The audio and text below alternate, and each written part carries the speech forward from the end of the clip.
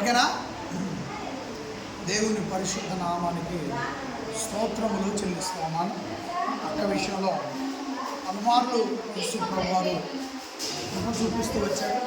అలాగే ఈ సంవత్సరం మరి చక్కగా మంచి బంగారం వస్తువు అంటే నాంతాడు బంగారంతో చేయించుకోవడానికి దేవుడు కృప చూపించినందుకు దేవునికి మరి కుమారుడైన యేసుక్రీస్తు స్తోత్రములు చెల్లిస్తాం. యేసు ప్రభు కృప చూపించాడు, మరి వస్తువు రావడం జరిగింది. ఈ వస్తువుని బట్టి మన ప్రభు అయిన యేసు వారి ద్వారా తండ్రి అయిన దేవుడికి కృతజ్ఞతాస్తుతులు స్తోత్రములు చెల్లించుగాక. ఆమె ప్రేమ కలిగిన మా తండ్రి దేవా, మీ పిల్లల పట్ల మీరు చూపుతున్న దయను బట్టి తండ్రి యేసు ప్రభు చూపిన కృపను బట్టి ఆయన మంచి బంగారపు నూతన వస్తువుని అక్క తయారు చేయించుకోగలిగింది.